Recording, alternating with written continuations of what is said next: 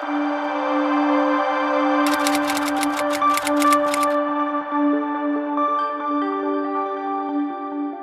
संहिता 32 उसके 8वें वचन की प्रभु हमसे कह रहा है, मैं तुझे सम्मति दूंगा। ये प्रभु का वायदा है। पर बात यह है कि हमें प्रभु की जो सम्मति है, सलाह है, जो प्रभु हमें बता रहा है, सिखा रहा है, समझा रहा है, उसे हमें मानना चाहिए। अगर नहीं मानते हैं तो हम आशीषों को खो देते हैं। बाइबल जो प्रभु ने हमें दिया है, ये प्रभु की सम्मति है, प्रभु की सलाह है कि हमें किस तरह जीना है, हमें किस तरह का जीवन इस दुनिया में व्यतीत करना है, जिसके द्वारा प्रभु की महिमा हो और हम अनंत आशीष को पा सकें। और हम इजरायली लोगों के बारे में देख रहे हैं कि आज जो इजराइल और फलिस्ती लोग, इनके बीच में जो संघर्ष चल रहा है, लड़ाइयां चल रही है, ये एक दूसरे के विरुद्ध में हैं। और इजराइल देश क्यों इतनी समस्या का सामना कर रहा है, उसका मूल कारण क्या है, हम देख रहे हैं। हम उस जड़ में से देख रहे हैं, केवल ऊपरी तौर से नहीं, केवल अभी की घटना को देख के नहीं। कोई भी समस्या, उसका मूल कारण हमें देखना जरूरी है कि कहां से शुरू हुआ है, इसका जड़ कहां पे है, तभी हम उसको समझ पाएंगे। तो इजराइल और फलिस्तीन की ये जो समस्या है, ये अभी का नहीं है, कुछ सालों का नहीं है, ये कम से कम 4000 साल पुरानी समस्या है। और वही बातें हम देखते आ रहे हैं कि जो प्रभु के लोग हैं, जिनको प्रभु ने अपने लिए चुना है, ये इजरायली कौम, उनकी गलती है, उनका गलत फैसला है। उन्होंने प्रभु की सम्मति नहीं ली, प्रभु की सलाह को नहीं लिया और कई बार अनदेखी किए हैं और कई बार जानबूझ के उसका तिरस्कार किए हैं। पहली गलती हमने देखा, इब्राहिम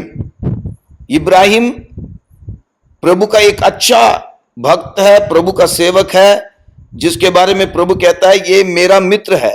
और इब्राहिम को हम विश्वासियों के पिता के रूप में हम देखते हैं। पर उससे जो एक छोटी सी चूक हो गई है, जानबूझ के नहीं किया उसने, पर प्रभु से सलाह पूछने में वो थोड़ा सा विफल हो गया और अपनी पत्नी की बात सुनकर सोच लिया ये प्रभु की मर्जी होगी। कभी भी किसी की बात सुनकर के, परिस्थिति को देख के खुद आप नतीजे में मत आइए कि हो सकता है ये प्रभु की मर्जी है। कई बार लगेगा परिस्थिति ऐसे ही होगा और आपको लगेगा शायद प्रभु ऐसे ही करेगा। नहीं, प्रभु का काम अलग है। प्रभु हमारी सोच और समझ से हटकर कार्य करता है और उसके लिए परिस्थिति या और कोई चीज रुकावट नहीं हो सकती। चाहे परिस्थिति कैसे भी कठिन हो, पर प्रभु अपने कार्यों को उसके बीच में कर सकता है। समुद्र के बीच में भी रास्ता निकाल सकता है। इब्राहिम प्रभु की सलाह पाने में थोड़ा सा लापरवाही कर दी, जिसके कारण एक ऐसा बेटा पैदा हो गया जो प्रभु की मर्जी से नहीं है। इब्राहिम के द्वारा इसहाक को ही पैदा होना था, जो वायदे का पुत्र है, जो उसकी पत्नी सारा के द्वारा होना था, जो प्रभु ने उससे वायदा किया था। पर एक और बेटा पैदा हो गया, वो भी वायदे का पुत्र पैदा होने से पहले। याद रखिए, शैतान हमेशा कहीं ना कहीं कुछ गड़बड़ पैदा करना चाहता है। वो नहीं चाहता है कि प्रभु के लोग आशीष पाएं। उसकी नजर केवल प्रभु के लोगों पे है। जो लोग प्रभु के पीछे नहीं चलते हैं, उनके ऊपर उसकी नजर नहीं है। हम जो प्रभु के लोग हैं, हम जो विश्वासी हैं, हमारे ऊपर ही शैतान की नजर है। इसलिए हमारे विरुद्ध में ही आएगा, हमारी परीक्षा लेगा, हमें गिराने की कोशिश करेगा।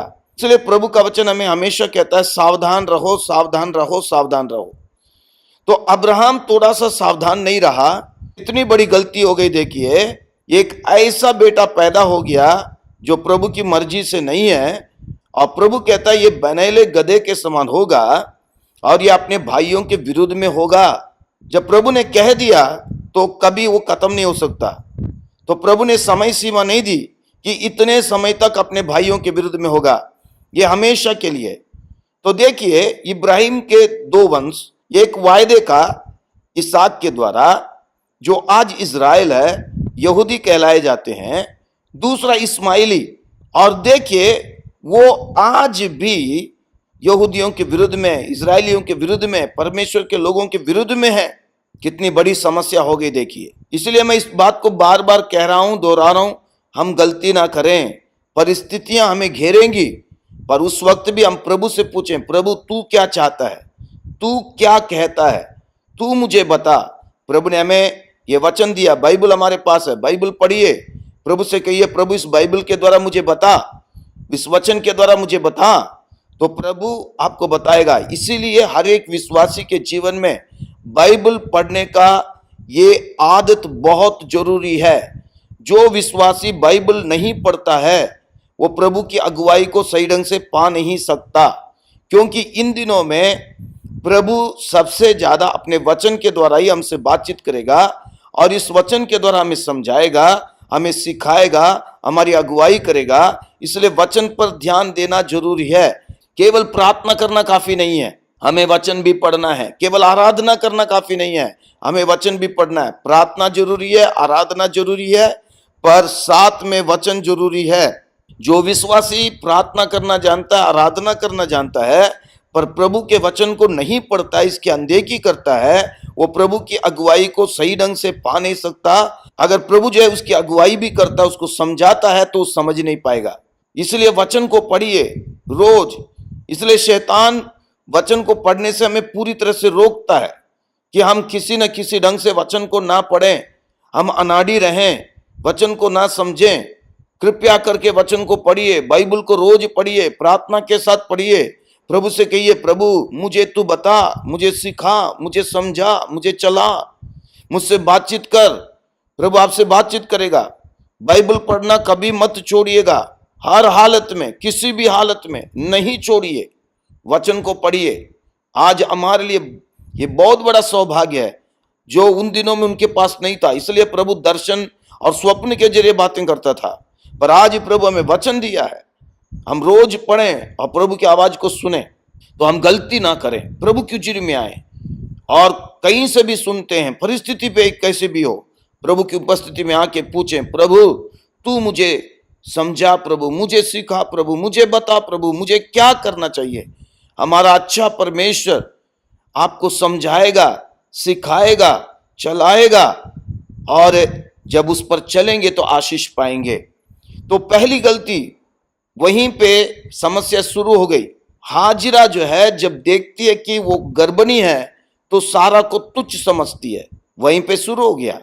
और बाद में हम देखते हैं इस्माइल जब बड़ा हो गया, इसहाक पैदा हुआ, तो इसहाक का मजाक कर रहा है, उसके साथ अच्छा संबंध नहीं रख रहा है। अब वहां से प्रभु ने उनको अलग कर दिया। प्रभु ने इब्राहिम के घर से इसहाक को और हाजिरा को निकाल दिया। अब इनका कोई संबंध नहीं है, अब ये अलग अलग हैं, अलग अलग जाति के रूप में बढ़ रहे हैं। पर आगे इजराइल जो कौम है ये बढ़ती जा रही है, और इन लोग बढ़ते बढ़ते बढ़ते बहुत बड़ी जाति बन गए हैं। मिस्र में गुलाम बन के रहे, वहां से मूसा और हारून के द्वारा प्रभु उनको मिस्र की गुलामी से निकाल के कनान देश ले जा रहा है। जो देश प्रभु ने इब्राहिम को दिया था कि ये देश तू अपनी नजर उठा और देख, जितनी भी जमीन तुझे नजर आती है, आसपास में जितनी भी जगह, वो सब तेरा होगा। ठीक है, अब इस बात को याद रखना है।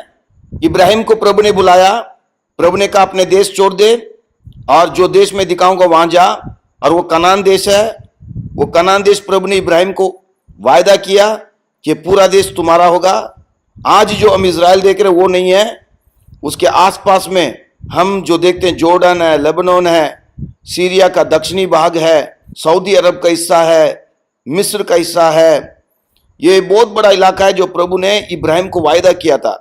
और वो जो जगह प्रभु ने इब्राहिम को वायदा किया था आज इजराइलियों के हाथ में नहीं है। उनकी गलती के कारण एक छोटी सी जगह रह गई है, उसके लिए भी उन लोग संघर्ष कर रहे हैं। और बाद में हम देखते हैं कि वो समय आया जब शमूएल का समय, तो शमूएल बूढ़ा हो गया, शमूएल का दोनों बेटे सही नहीं है। तो इजरायली लोग देख रहे हैं कि ऐसा तो नहीं चलेगा, तो उन लोग शमूएल से कह रहे हैं हमारे लिए भी एक राजा चाहिए। कैसे? हमारे चारों तरफ के जो लोग हैं उनके अनुसार। तो उन लोग जो है कह रहे, ये बात बहुत गंभीर बात है, सब जातियों की रीति के अनुसार हमारे लिए एक राजा नियुक्त कर दे। ये दूसरे लोगों के समान। अब इन लोग दूसरी गलती क्या कर रहे हैं, इसके बीच में काफी गलतियां कर रहे हैं, अन्य देवताओं को भी पूज रहे हैं। पर अब इन लोग क्या कर रहे हैं कि राजा मांग रहे हैं, और प्रभु कह रहा है अभी तक मैं इनका राजा होके चला रहा हूं, इन लोग मुझे ही इनकार कर रहे हैं। देखिए, इजरायली लोग इस बात को अच्छे से जानते हैं कि परमेश्वर उनका राजा होके चला रहा है, पर इन लोग दूसरे लोगों के समान बनना चाह रहे हैं। विश्वासी लोग ध्यान दें, हम ये गलती ना करें, एक मनुष्य की बात ना सुने, परमेश्वर की बात सुने, प्रभु की सलाह पर चलें, मनुष्य की सलाह पर नहीं, खुद की अपनी सलाह पर नहीं। और दूसरी बात क्या है, हम अपने आसपास के जो लोग हैं, सांसारिक लोग हैं, उनके समान ना बने, उनका रीस ना करें। उनका रीति रिवाज, उनका तौर तरीका, उनका पहरावा, उनका नाच गान, उनका जो है रहने का जो तरीका है वो मसीह तरीके से अलग है। उसके समान हमें जीना नहीं है, उनके समान हमें बनना नहीं है, भले ही वो हमें ग्रहण करें ना करें। ये बहुत बड़ी परीक्षा है हमारे लिए। इसलिए बहुत सारे लोग मसीह में चलते नहीं हैं, वो बोलते बहुत मुश्किल है और कठिन रास्ता है ये, पर प्रभु हमें अनुग्रह देगा। हम अपनी सामर्थ्य से नहीं जीते हैं मसीह जीवन। कोई भी व्यक्ति अपनी सामर्थ्य से जी नहीं सकता, उसको प्रभु का अनुग्रह चाहिए, उसके बिना कुछ नहीं हो सकता। प्रभु यीशु ने कहा मेरे बिना तुम कुछ नहीं कर सकते। तो अच्छे से समझिए, मसीही जीवन जो हम जी रहे हैं अपनी ताकत से नहीं जी सकते। अगर हम अपनी ताकत से जिएंगे तो एक दिन हम प्रभु को छोड़कर चले जाएंगे, क्योंकि परीक्षाएं आएंगी, मुश्किलें आएंगी, तकलीफें आएंगी, और उसको झेलना उतना आसान नहीं है। इसलिए बहुत सारे लोग अच्छे चल रहे होते हैं, पर जब उनके जीवन में ये समस्या आती है तो छोड़ के चले जाते हैं। कितने लोग हैं, क्योंकि वो सामना नहीं कर पा रहे हैं। प्रभु का अनुग्रह चाहिए, इसलिए प्रभु से कहिए प्रभु मुझे अनुग्रह दे। तो हमें दुनिया का रीस नहीं करना है, हम संसारिक नहीं है, सो संसार के सदृश नहीं बनना है। हमें देख के लोग कहना चाहिए कि ये प्रभु के लोग हैं। हमारी हर एक चीज को, हमारे स्वभाव, हमारे चरित्र, हमारी बातें, हमारे काम, हमारा पहरावा, हमारे लोगों के साथ मिलना जुलना, जो भी हम करते हैं, लोग देख के कहना ये मसीह लोग हैं, ये हमारी गवाही होनी चाहिए। हमारा पहचान परमेश्वर के साथ है। ये लोग क्या कह रहे हैं, प्रभु कह रहा है राजा आएगा तो वो क्या क्या करेगा, फिर भी उन लोग उसकी परवाह नहीं कर रहे हैं। दोबारा इन लोग कह रहे हैं हम निश्चय अपने लिए राजा चाहते हैं, जिससे हम भी और सब जातियों के समान हो जाएं। देखिए, ये दूसरे लोगों के समान होना चाह रहे हैं। इसलिए ध्यान दीजिए, हमें दूसरे लोगों के समान नहीं होना है। हम चर्च में भी आते हैं तो हमारी आराधना, ये सब दूसरे लोगों से अलग होना चाहिए। तो ध्यान दें, एक और वचन मैं आपको पढ़ना चाहता हूं, आप निकाल लीजिए व्यवस्था विवरण उसका 28 अध्याय उसका 36वां वचन। देखिए, इजरायली लोगों को प्रभु ने पहले ही बता दिया, पहले ही सारी बातें बता दिया, क्योंकि प्रभु को मालूम है आगे जाके इन लोग क्या करेंगे। अब ये व्यवस्था विवरण 28 अध्याय को पढ़ेंगे, वहां पे आशीष को भी प्रभु बता रहा है, श्राप को भी बता रहा है। प्रभु कहता है यदि तुम मेरी बातों को मानकर चलेगा तो ये आशीषें तुम्हें मिलेगी, जो मेरी बातों को नहीं मानोगे तो फिर ये श्राप होगा। देखिए, हम पहले पढ़ेंगे व्यवस्था विवरण 28 अध्याय उसका 15 वचन। यहां पे प्रभु कह रहा है इजरायली लोगों से, परंतु यदि तू अपने परमेश्वर यहोवा की बात न सुने और उसकी सारी आज्ञाओं और विधियों के पालने में जो मैं आज सुनाता हूं चौकसी नहीं करेगा, तो ये सब श्राप तुझ पर आ पड़ेंगे। यहां पे मूसा के द्वारा प्रभु इजरायली लोगों को चेतावनी दे रहा है, कह रहा है देखिए, देखो मेरी आज्ञाएं, मेरी विधियां, इसको तुम मानकर चलोगे तो आशीष पाओगे, नहीं तो श्राप पाओगे। और कई बातें बता रहा है, और बताते हुए 36वें वचन में यहां पे क्या कह रहा, देखिए, यहोवा तुझको उस राजा समेत जिसको तू अपने ऊपर ठहराएगा, तेरे और तेरे पूर्वजों के लिए अनजानी एक जाति के बीच पहुंचाएगा, और उनके मध्य में रहकर तू काठ और पत्थर के दूसरे देवताओं की उपासना और पूजा करेगा। और यहां आगे आप पढ़ेंगे और क्या क्या तकलीफें होगी बताया गया। देखिए, भविष्यवाणी के रूप में। अभी मूसा इनकी अगुवाई कर रहा है, इनके ऊपर कोई राजा नहीं है, पर मूसा भविष्यवाणी के रूप में प्रभु की बात को बता रहा है। देखो, कल तुम ये गलती करोगे, अपने लिए राजा मांगोगे, और जो राजा तुम अपने लिए मांगते हो और अपने ऊपर ठहराते हो, उसके कारण तुम अनजान देश में पहुंचाए जाओगे, अनजान देश में पहुंचाए जाओगे। विश्वासी भाई बहन, मैं आपको बताना चाहता हूं, अगर आप दुनियादारी लोगों के समान बनना चाहते, उनके समान चलना चाहते हैं, उनके जैसे ही आप चलेंगे तो फंदे में फंसेंगे, भयानक फंदे में फंसेंगे, फिर आपके लिए निकलना मुश्किल होगा, और उन चीजों के कारण आपका जीवन बर्बाद होगा, क्योंकि वो गलत फैसला है। इसलिए हर चीज में ध्यान दीजिए। इसलिए मैं बता रहा हूं, हर एक चीज में, आपके चाल चलन में, आपकी आदतों में, खाने पीने के तरीकों में, पहनने के तरीकों में, दूसरों के साथ व्यवहार में, रीति रिवाज, संस्कृति, इन चीजों में बहुत ध्यान दीजिए। प्रभु के वचन के अनुसार चलना, चाहे दूसरा हमें ग्रहण करे ना करें, प्रभु को हम प्रसन्न करेंगे, प्रभु की बात मानकर चलेंगे, उसकी सलाह पर चलेंगे, तो प्रभु हमारी रक्षा करेगा, हमें बचाएगा। नहीं तो प्रभु जिम्मेदारी नहीं लेगा, प्रभु जिम्मेदारी नहीं लेगा। हमारे जीवन में जिंदगी भर संघर्ष करना ही पड़ेगा। हम भले ही प्रभु में हैं, देखिए इजरायली लोग अभी भी प्रभु के हैं, प्रभु ने उनको तिरस्कार नहीं किया, पर प्रभु ने उनको छोड़ रखा है। बस इतना है, प्रभु जो है उनके ऊपर अनुग्रह कर रहा है, उनको पूरी तरह से नाश होने नहीं दे रहा है, पर जब तक इस दुनिया में वो रहेंगे, उनके जीवन में ये संघर्ष चलता रहेगा, उनकी गलती के कारण। आप भले ही प्रभु यीशु को ग्रहण किए हैं, बोलेंगे बपतिस्मा लिए हैं, पर आप गलती करेंगे। आप प्रभु की संतान तो हैं, पर इस धरती में आपको बहुत संघर्ष का सामना करना पड़ेगा। अगर आपके जीवन में लगातार परेशानियां आ रही है, तो जरा ध्यान दीजिए कहां पे गलती किए हैं, कहां पे गलती किए हैं, कहां पे प्रभु की बात आपने सुनी नहीं, अपनी मर्जी किए हैं।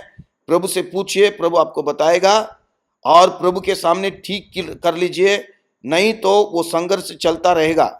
इजरायली लोग जब तक प्रभु के साथ अपने संबंध को ठीक नहीं करेंगे, इनकी समस्या का हल होने वाला नहीं है। इनके दुश्मन उठते ही रहेंगे, एक दुश्मन खत्म होगा तो दूसरा दुश्मन उठेगा, और इनका जीना हराम होगा, और इनकी तकलीफें बढ़ती जाएगी। यही है कारण, ये आत्मिक बातें हैं आज जो इजराइल झेल रहा है। देखिए एक और गलती मैं आपको बताना चाहता हूं, इजराइलियों से गलती क्या हुई है। अब इन्होंने राजा मांग लिया, ठीक है, और प्रभु इस बात को पसंद नहीं करता था। शमूएल इस बात को सुन के दुखी हुआ, प्रभु के पास आके प्रार्थना की। प्रभु कहता है, इन्होंने तुझे नहीं मुझे इनकार कर दिया है, मुझे उनके ऊपर राजा होने से इनकार कर दिया है। अब राजा बन गए।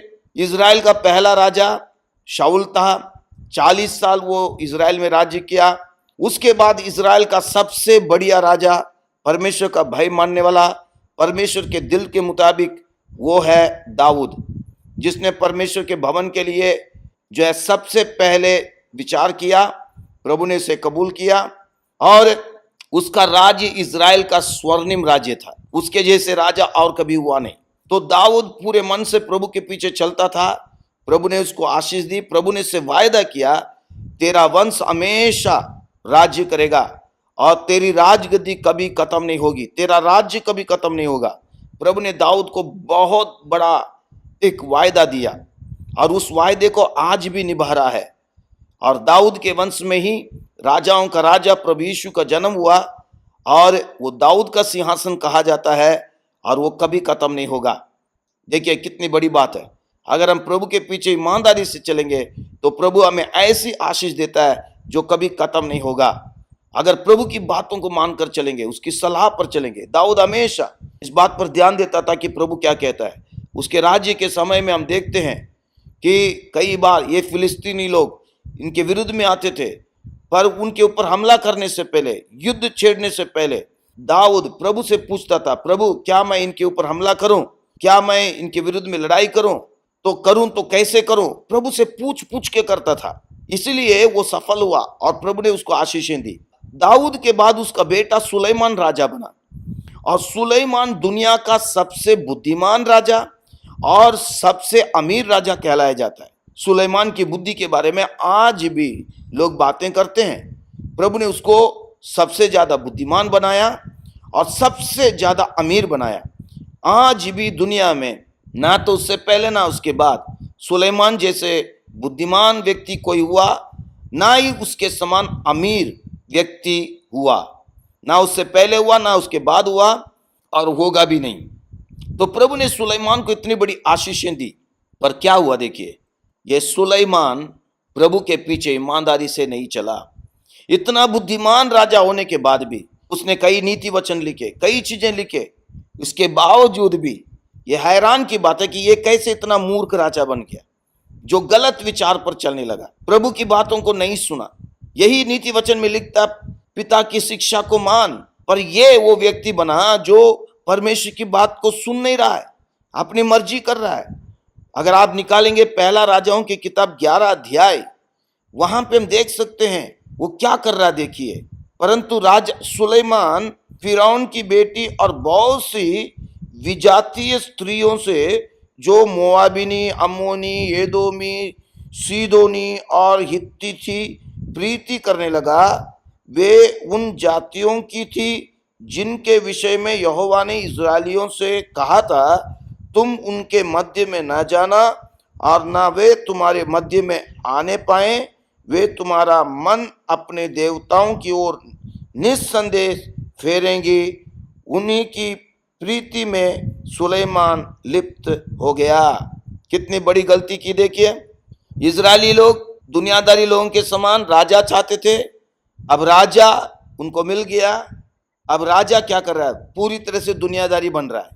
जो दूसरे अन्य जाति के लोग हैं, जो प्रभु का भय नहीं मानते हैं, मूर्ति पूजा करते हैं, सच्चे परमेश्वर के पीछे नहीं चलते हैं, उन औरतों से प्रेम कर रहा है, उनसे शादी कर रहा है। ये 11वां अध्याय पढ़ के देखिए, इतना तक हो गया कि सुलेमान मूर्ति पूजा कर रहा है और अन्य देवताओं के लिए मंदिर बना रहा है। जिसने वो परम प्रधान परमेश्वर के लिए मंदिर बनाया, उस पवित्र मंदिर को बनाया, वो ही व्यक्ति अपने हाथों से अन्य देवताओं के लिए मंदिर बना रहा है, जिससे प्रभु बिल्कुल नफरत करता है। और प्रभु की नजर में यहाँ पे 6वें वचन में लिखा, इस प्रकार सुलेमान ने वो किया जो यहोवा की दृष्टि में बुरा है, और यहोवा के पीछे अपने पिता दाऊद के समान पूरी रीति से ना चला। पूरी तरह से सुलेमान प्रभु के पीछे नहीं चला, प्रभु की बातों को नहीं सुन रहा है और प्रभु से बातें कर रहा है। देखिए 9वें वचन में, तब यहोवा ने सुलेमान पर क्रोध किया, क्योंकि उसका मन इज़राइल के परमेश्वर यहोवा से फिर गया था, जिसने 2 बार उसको दर्शन दिया था, और उसने इसी बात के विषय में आज्ञा दी थी कि पराये देवताओं के पीछे ना हो लेना, तो भी उसने यहोवा की आज्ञा ना मानी। देखिए 2 बार प्रभु सुलेमान से कह रहा है, सुलेमान ये काम ना कर, ये मुझे पसंद नहीं है, मैंने तुझे बुद्धि दी है, मैंने तुझे जो है राजा बनाया, मैंने तुझे धनवान बनाया, सारी आशीषें मैंने तुम्हें दी है, इन लोगों ने नहीं दिया है, और मैं इनसे नफरत करता हूं, तू ना कर, मेरे तरफ मुड़ के आ जा। प्रभु बातें कर रहा है, प्रभु से बातें कर रहा है, प्रभु सम्मति दे रहा है, पर सुलेमान सुनने के लिए तैयार नहीं है, सुनने के लिए तैयार नहीं है, प्रभु से क्रोधित हो गया। ये बहुत बड़ी गलती है। विश्वासी भाई बहन, जब परमेश्वर आपसे बातें करता है तो तुरंत मानिए, अपने अड़ में मत रहिए कि मैं ठीक ही कर रहा हूं, ऐसे ही करना चाहिए, नहीं नहीं मजबूरी है, ऐसा मत कीजिएगा। तुरंत प्रभु के सामने आके कहिए, प्रभु मेरी सहायता कर, मैं तुझसे दूर नहीं जाऊंगा। सुलेमान प्रभु की बात नहीं सुनी, तब क्या हुआ देखिए, प्रभु क्या कह रहा है, इसलिए यहोवा ने सुलेमान से कहा, तुझसे जो ऐसा काम हुआ है और मेरी बंधाई हुई वाचा और दी हुई विधि तूने पूरी नहीं की, इस कारण मैं राज्य को निश्चय तुझसे छीनकर तेरे एक कर्मचारी को दे दूंगा। तो भी तेरे पिता दाऊद के कारण तेरे दिनों में तो ऐसा ना करूंगा, परंतु तेरे पुत्र के हाथ से राज्य छीन लूंगा। फिर भी मैं पूर्ण राज्य को ना छीन लूंगा, परंतु अपने दास दाऊद के कारण और अपने चुने हुए यरूशलेम के कारण मैं तेरे पुत्र के हाथ में एक गोत्र छोड़ दूंगा। प्रभु यहां पे सुलेमान से कह रहा है, अब मैं तेरे राज्य को 2 हिस्से में कर दूंगा, पर मैंने दाऊद से वायदा किया है, वो मेरा बेटा है, मेरे मन के मुताबिक है, पर तू उसका बेटा होकर तू उस राह में नहीं चल रहा है। मैं उसके कारण पूरे राज्य को नाश नहीं होने दूंगा। अब मैं इसको 2 हिस्से करूंगा और दाऊद के लिए एक हिस्सा मैं दूंगा जो उसके लिए हमेशा के लिए होगा। देखिए कितना बड़ा श्राप आ गया। आज भी इजरायली लोग अपने पूरे उस संपूर्ण इजराइल को पा नहीं पा रहे हैं जो प्रभु ने इब्राहिम के द्वारा वायदा किया था और मूसा के द्वारा प्रभु ने इनको कब्जा करने के लिए दिया था। वो पूरा इलाका इनको अभी तक नहीं मिला है। कुछ सऊदी अरब के पास है, लेबनान तो पूरा गया, जॉर्डन पूरा गया, सीरिया के जो है दक्षिणी इलाका गया, मिस्र में कुछ इलाका चला गया। अभी जो थोड़ा सा बचा है वहां पे भी फिलिस्तीन है और संघर्ष कर रहे हैं और कह रहे हैं ये हमारा है करके। देखिए कैसे हालत में पहुंच गए उन लोग। विश्वासी भाई बहन, आज हम इस बात को समझें। अगर हम दुनियादारी बनना चाहेंगे ये हमें प्रभु से दूर ले जाएगा। सुलेमान को देखिए, इजरायली लोग अगर उस वक्त सोचते कि हम राजा मांग रहे हैं, प्रभु ने पहले ही चेतावनी दी है, हम प्रभु की बात मानकर चलते हैं, तो ये नहीं होता। प्रभु उनकी अगुवाई कर रहा होता है। और देखिए यहां पे सुलेमान को प्रभु कह रहा है, अब मैं इस राज्य को तेरे हाथ से छीन लूंगा, तेरे बेटे के हाथ से छीन लूंगा। प्रभु की आशीष चली गई। कितनी बड़ी गलती है। देखिए आज भी भुगत रहे हैं। अपने खोए हुए उस जगह को पाना इनके लिए मुश्किल हो रहा है और जो इनको मिला है उसको बचाने में भी इनको मुश्किल हो रहा है। और दूसरे लोग कह रहे हैं इनको हम पूरी तरह से खत्म करेंगे, इनको यहां से खदेड़ेंगे, इनको खत्म करेंगे, इनके कौम को ही मिटा देंगे। ये सब इनकी गलती के कारण है। हम वो गलती ना करें। प्रभु से कहें, प्रभु मैं किसी की सलाह पर नहीं चलूंगा, मैं खुद की सलाह पर नहीं चलूंगा, तेरा वचन जो कहता है उसके अनुसार चलूंगा। मैं दुनियादारी लोगों के समान नहीं बनूंगा। प्रभु मुझे दुनियादारी चीजों से कोई मतलब नहीं, चाहे दुनियादारी लोग मुझे अपना ना समझे कोई बात नहीं, पर मैं तेरे वचन के अनुसार चलूंगा। प्रभु मैं दुनिया के साथ समझौता करके नहीं चलूंगा। मेरा उठना बैठना चलना फिरना खाना पीना पहनना प्रभु हर एक चीज तेरे वचन के मुताबिक होगा। प्रभु मैं दुनियादारी रीति रिवाज का पालन नहीं करूंगा। प्रभु जी मैं तेरे वचन के अनुसार चलूंगा और मैं प्रभु दुनिया से प्रेम नहीं करूंगा। प्रभु जी मैं दुनियादारी बातों पर मन नहीं लगाऊंगा, स्वर्गीय बातों पर मन लगाऊंगा। सुलेमान राजा दुनियादारी चीजों में चला गया। उसका विचार बस यह है कि मैं धन कमाऊं, लोगों को जीतूं और मैं अपने राज्य को संभालूं, पर वो राज्य उसके लिए नुकसान का कारण बन गया। मेरे प्रिय भाई बहनों, आप अपने जीवन में एक ही बात समझिए, चाहे आप कोई भी चीज दुनिया में हासिल करते या नहीं करते हैं, पर आप एक बात को समझिए, मुझे प्रभु के साथ अपने रिश्ते को ठीक करके चलना है। किसी भी कीमत पर मुझे प्रभु के साथ जो रिश्ता है उसको कमजोर नहीं करना है, उसको तोड़ना नहीं है, उसका तिरस्कार नहीं करना है। मुझे इसी बात पर ध्यान देना है कि मेरा और मेरे परमेश्वर का जो संबंध है वो हमेशा सही रहे। भले ही उसके कारण मुझे दूसरों से अलग होना पड़े, कई चीजों को खोना पड़े, लोगों का गुस्सा झेलना पड़े, लोगों का तिरस्कार भी सहना पड़े, निंदा अपमान सहना पड़े, मैं उसको सह लूंगा। पर प्रभु के साथ जो मेरा रिश्ता है उसको किसी भी तरह से कमजोर होने नहीं दूंगा, टूटने नहीं दूंगा, उसका तिरस्कार नहीं करूंगा। सुलेमान राजा दुनिया के लोगों के साथ रिश्ता बनाने के लिए प्रभु के साथ अपने रिश्ते को तोड़ लिया और प्रभु से 2 बार बातें की, फिर भी उसको नहीं सुना। विश्वासी भाई बहन, अगर आप दुनिया में चले जाएंगे तो ये दलदल है और ये आपको फंसाता रहेगा, उलझाता रहेगा और निकलना मुश्किल हो जाएगा। अभी समय है हम उसमें से निकल जाएं और कहें, प्रभु तू मुझे संभाल, तू मेरे हाथ को पकड़ ले प्रभु और मुझे चला। प्रभु मैं दुनिया में ना जाऊं, प्रभु दुनियादारी चीजें मुझे नहीं चाहिए। प्रभु जी, प्रभु मैं साधारण, प्रभु जी मैं कंगाल रह जाऊं, पर खुदावन मैं तुझसे प्रेम करूं, तेरे पीछे चलूं, तेरी महिमा करूं और तुझसे ही मैं जुड़ा रहूं खुदावन। मैं तुझसे अलग नहीं होना चाहता, मैं तुझसे अलग होके कुछ नहीं कर सकता प्रभु, मुझे तेरी जरूरत है। प्रार्थना कीजिए, प्रभु के हाथ में अपने आप को समर्पण कीजिए। प्रभु मैं अपना जीवन तुझे देता हूं। प्रभु तूने मेरे लिए अपनी जान कुर्बान की है, तूने मेरे लिए सब कुछ किया है, मैं तुझसे अलग नहीं होऊंगा, मैं तेरे पीछे ईमानदारी से चलूंगा प्रभु। प्रभु मेरे लिए तुझसे बढ़कर ना तो परिवार है, ना तो रिश्ता नाता है, ना तो धन दौलत है, ना पढ़ाई है, ना नौकरी है। प्रभु जी मेरे लिए तू ही सब कुछ है, सर्वप्रथम तू ही है और तू ही मेरे लिए सब कुछ रहेगा प्रभु। मैं तुझसे प्रेम करता हूं, मैं तेरे पीछे चलूंगा प्रभु। प्रभु मेरी सहायता कर, मैं तेरी हर एक बातों को मान कर चल सकूं प्रभु। तेरे वचन को मैं पढ़ूंगा, तेरे वचन को मैं सीखूंगा, तेरे वचन को मैं समझूंगा और खुदावन तू जो कहता उसको मानकर मैं चलूंगा।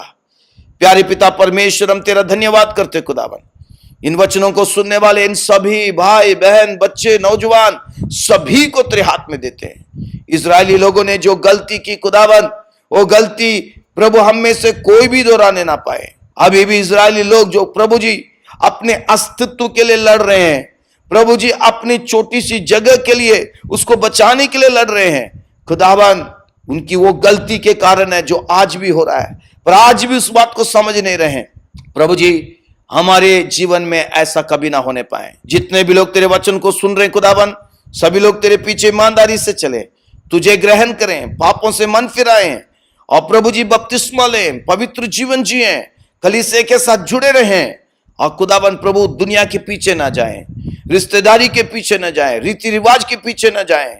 दुनिया चाहे इनके विरुद्ध में आए, प्रभु तेरे नजदीक में रहें, तेरे साथ रहें, तेरे पीछे चलें। ऐसी हिम्मत दे, सामर्थ दे, तू अनुग्रह दे। तेरे अनुग्रह के बिना हम नहीं जी सकेंगे खुदावन। प्रभु तू हरेक को, हम हरेक को अनुग्रह दे खुदावन, कि आखिरी दम तक, आखिरी सांस तक हम तुझ में बने रहें, तुझ में चलते रहें और प्रभु हम वही काम करें जो तुझे पसंद है और वही काम करें जो तू हमसे कहता है खुदावन, और तेरी सलाह पर हम चलते रहें खुदावन। हालेलुया। उस अनंत राज्य के हम हकदार बने रहें। सभी को तू अनुग्रह दे प्रभु जी, तेरे पवित्र हाथों में सौंप देते खुदावन प्रभु। यीशु मसीह के नाम से प्रार्थना मांगते हैं, सुन और कबूल कर, आमीन।